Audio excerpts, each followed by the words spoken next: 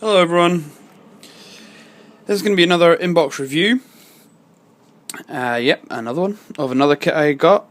I got this yesterday, so that was the 29th of November. I got this yesterday because yesterday was my birthday, and my girlfriend very kindly got me this, which was something I'd seen. I mean, Dakotas have been around for a while, years, there's been models of them. Airfix have just released a new one, although it's not actually a new kit. I have a funny feeling it's the same kit that Airfix have also released, but they've got different decal options with it. Anyway, I saw this one and see that this was the most up-to-date boxing from Italeri, and had seen that it generally is an okay kit, so I stuck it on my wish list, and my girlfriend very kindly got me it. So, this is going to be an inbox review of this, and a very quick chat of then what I'm planning to use this kit actually for, but I'm going to try and keep it quick, so I'll shoot through. There's not much in the kit, it's a relatively simple kit, because the actual kit itself is quite old now, I think. So as we see, lovely box art. I don't know who it's from, but it's a 2013 box art, it's signed there. Of the Quaker Beacon, which is actually a British one, and this is actually the colour scheme that the Battle of Britain Memorial Flight C-47 is painted in, or Dakota Mark III as we called it in the UK. C-47 is what the Americans called it. Same thing though, Douglas DC-3, same thing.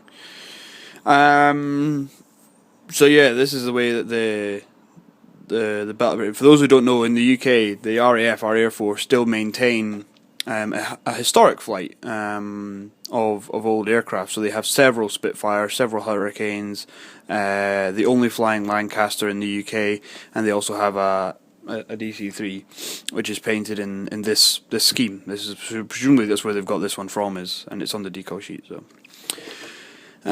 we get a super decal sheet, and there's not very much. So here's the 4 marking options.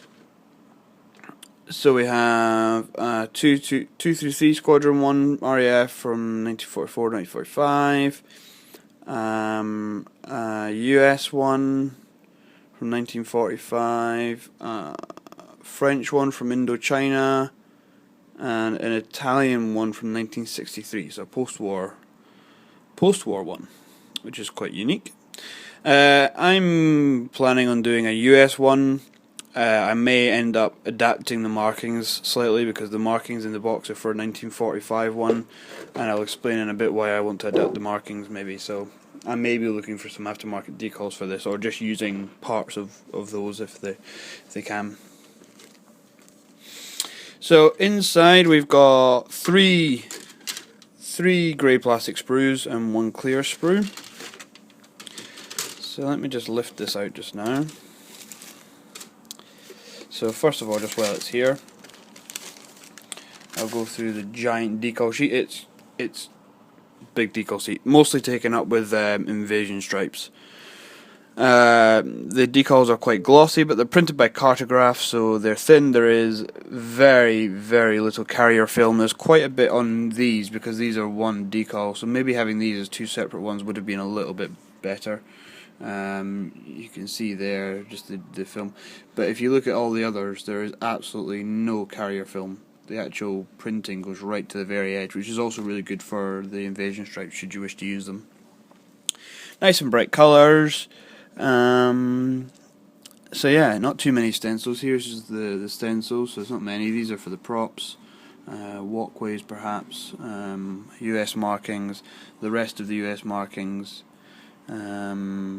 What I might do is not bother with these ones, and I might just use the big numbers, because I think on D-Day the US ones just had slightly giving away what I was going to do there. Relatively simple markings. So, but nice all in register. More stencils down here, all in register, and very nice indeed. Instructions are big. Full colour callouts for the 4 schemes, which is quite cool. And not many steps. Sprue map at the front, which is actually just grayscale photographs of the actual kit, which is quite good. So that's that. So let's look. So we've got the clear parts here. Take box out of the way. I haven't taken these out of the bag yet, so sorry if there's a bit of reflection here. Windscreen, Astrodome. These are the main nav lights in the wings and the fuselage lights. I think you actually have to cut these up because there's actually 6 on each side, I think, and you get a string of 4 and 3 strings of 3. So I think you have to cut them up. Why you don't just get? Yeah, I don't quite know. I'll find out when I get to building it. There's a little extra window here as well, and what I assume is some kind of underside light. Optical quality, the windscreen's very small, so I don't think it really matters how clear it is. It's quite clear, but it's quite thick. It's quite thick and it's quite small, so we'll see. Here are just some parts I've put in a little bag because they'd fallen off the sprues, because all 3 sprues, I've taken them out of the bag, all sprues were a bit like Airfix, they were just jammed in one bag, and so these parts have fallen off, and this one's very slightly damaged down here, but that might not be a major problem, and I'll explain why in a little bit. So we've got this little sprue here, which is where some parts have broken off. As you can see, there's parts missing, but these are the parts that are in that little box. So we've got interior bulkheads. So there's the right and the left hand side of the bulkhead behind the cockpit. These are radios, I assume, with completely blank faces, which would make you assume that there's perhaps decals to go on there, but there's not. Benches inside. You won't see much of these when they're on, so the quality of that doesn't matter too much.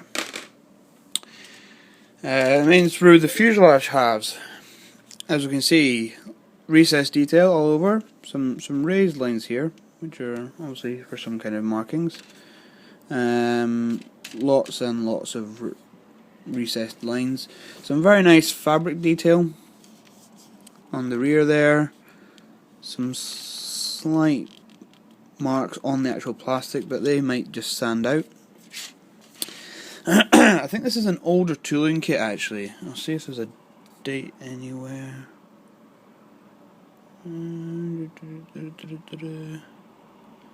Sorry.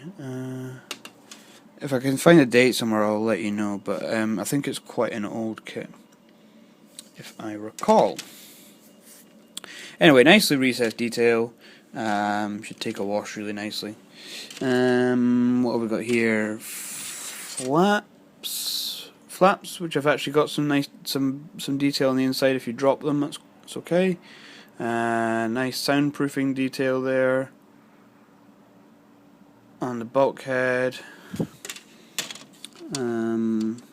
Interior ribbing detail. This is your instrument panel, completely flat and devoid of detail. Center console, which has tiny little nubs representing control levers. Engines are quite basic, but not entirely bad. You might not see much of them, although the space there is actually quite big, so you probably will see a bit of it, so I don't know, we'll have to see about that. Engines themselves, cowlings, props are nicely done. I think that's for the tail wheel. Seats, main landing gear, and other flaps. The door, aerials, control columns, and with the with the whatever they are, steering wheels, joysticks, yokes. That's the one, yokes. There's a bit of flash here and there, nothing major. There's a little bit around the edges of here, a little bit of flash, but it's nothing that can't be cleaned up. So that's quite good. And we've got the wings. We've got the center section. There's no detail on the inside of the wheel wells. They're quite plain. How plain they are in real life I don't know, because actually the wheels do stick out the bottom when on the DC-3. They don't actually retract all the way in, so there's nothing on the inside. So we'll see. There's also no dates anywhere. I was wondering, sometimes you find a date on the sprue, which helps identify how old the kit is. But as you can see, there's quite a bit of flashing on the sprue. Thankfully in most places it's mostly resigned to the sprue. There's a little touch here and there, there's a little bit here, but I don't mind it so much, as long as it doesn't ultimately affect fit and stuff. Various other little aerials, antennas and stuff, exhausts, tailplanes again with nice fabric detail on the ailerons, on the elevators, the floor, some nice ribbing detail on the floor. That's the cockpit floor. Nice recess detail on the underside. For some reason the wing recess detail seems a little bit finer than it does on the fuselage, but especially here it's quite fine on here. Some slight just marking in the plastic there. I'll have to have a good look at that as to whether it's actually I can't feel anything, so hopefully it's just swirls swirls from where the plastic's dried rather than there being any kind of actual ridges or stuff in the plastic. So that's the kit. Looks good. So before this drags on, let me just then talk to you about the plan. So the kit looks good, and my plan is to enter this into Russell Gosselin's D-Day group build, which starts in the new year. So what's Michael saying? Yeah. Anyway, so my plan is to have the C-47 on the ground, rear door open, and what I'm going to do is buy this set of, it's 1/72 scale by the way, I guess you noticed that, is buy this set of figures, and I might even buy 2 sets, because you only get 6 in it. Now this is by a company called CP Model Miniatures, and these are TQD castings, 20mm, so 1/72, US airborne figures. Now they're in posies and kitted up as if they're boarding their aircraft ready for a jump. So you get a pilot figure who looks like he's about to climb into the aircraft, and five paratroopers in various states. So they've all got their reserve chutes, they've got their helmets on, they've got their helmets strapped up, weapons in bags, and their extra little knapsacks and various things. So the idea was to have them basically lined up outside the aircraft ready to board. Now there is only 5, well including the pilot, so there's only 5 paras, and this is the only set I've ever found that do this kind of thing, so I'm going to have to use these, and they look really good quality, so I've not got a problem with using the figures, but there's not much variety. There's variety in each of those are individual, but there's no more. So either I just use a few, and maybe I, play it that the rest are already boarded, or I buy 2 sets and just mix them up. The only problem being that I'd want to convert some to be slightly different, and I don't think they're going to convert this guy's already got his arms molded onto the front there, his 2 arms are molded in place, that's quite a unique pose. I just don't think that they're going to convert very easily, so I'll probably just start with, I'll get the 1 set, paint them up and just have them standing outside. So that's my idea for the group build, is to have, which is why I then wanted to get some extra markings, some different markings, because the US markings included in the kit are actually for 1945 aircraft, so I'll have to have a look and see what kind of markings D-Day, or well D-1 effectively it was, when the paras went in. Yeah, see what kind of markings they held, and whether I can make those markings or something close enough. I'm not going to be hugely anal about it, but if I can make something close to that from the markings in the kit, then fair enough. What I think I will do is, because this was a gift, what I'm going to do is at some point I will also go and buy, there's two photo etch sets available for this kit, one from Edward and one from Airwaves. And I had a look, the Airwaves one is cheaper, and you get the same kind of stuff in each, and the Edward one's slightly more expensive. The problem I have is that both kits, or both sets, have the majority of the same parts, but the Edward set has some stuff that I want, which the Airways set doesn't, but then the Airways set has some stuff which the Edward set doesn't, which I want. The main one being that the Airways set actually includes a boarding ladder, which for this diorama is going to be really important, and it would be really cool to have. The Edward set doesn't include this, however, there was some other stuff that the Edward set does include, which the Airways one doesn't. I can't remember where it was now. There was something like, oh yeah, it includes wheel well bays that you kind of fold up. But I don't know how important that'll be if the aircraft's on the ground and the wheels are down and stuff. So I think I'll probably just go with the airwave set. Both include various things like instrument panels, which is important. Both include instrument panels, other detail like overhead console stuff. So overhead consoles for the cockpit, side console detail, replacement center console stuff, extra details for the seat belts, other details for inside. Obviously replacement antennas and whatnot for the outside, replacement detail parts for the undercarriage, and also each set contains full replacement flaps, which would be quite cool. They'll be a pain to make because I've never made flaps before and they look like they're quite complex, but that would be quite cool to make. If it's on the ground, the flaps are likely to be down, so that would be cool for the model itself. So I think I'll probably go with the airwave set. The other thing was I was thinking about getting some Aries Quick Boost replacement engines. They weren't that expensive and they look really, really nice, but they're devoid of like pushrod detail and stuff, and like ignition loops and things. And the Edward photo etch set actually comes with that wire detail. However, that can probably still just be added with some fine wire. So I think what I'll do is, for this kit, I will probably get the Aries resin set, the Aries engines, and the Airwaves photo etch set. You can also get resin wheels, but the wheels in this kit actually look quite detailed, and I might just sand some weighting into them. And then I will also be getting this lot and sticking them onto the base. So that'll be my D-Day group build entry. Excuse me. As I said, I got this kit for my birthday yesterday, and I also got this, which will be handy for painting those.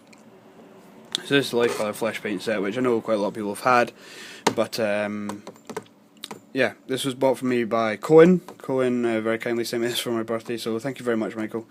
That's much appreciated. I've been looking at this set for a long time and it gets mad rave reviews, so I'm looking forward to using that. I also got some Lego. I got Iron Man Lego. How cool is that? I'm 26 years old and I was still playing with Lego on my birthday. It was brilliant. It's the first thing I did. Didn't bother looking in the kit. I built up my Lego thing. Anyway, that's enough of that. And that's about it. I got some randoms and a jumper and lots of nuts. Anyway, I think I had a look at my Amazon wish list, which is where a lot of my presents that I want are listed, and my parents and whatnot tend to buy stuff off that if it's birthdays and Christmas. And I had a quick look yesterday. I don't tend to look at it because I like presents to still be a surprise. And yeah, it would appear that the Neo airbrush that I stuck on my wish list, being as it was just a wish that somebody may buy me one, it seems to have disappeared off my wish list, which suggests that somebody's bought me it. So I still have some presents from some aunts, my grandmother, my parents and my brother still to get, because I don't live near them at the moment, so I'll not see them till next weekend, and so I'll just have to wait and see what they bought me. So I may have some more models or modelling related stuff on its way. But anyway, this was 18 minutes, so look for this and this getting built in the new year. I've got more than enough stuff to be doing just now, so in the new year that's the plan. And I hope you enjoyed this review and the slight waffle, and I'll see you in the next video. Bye now.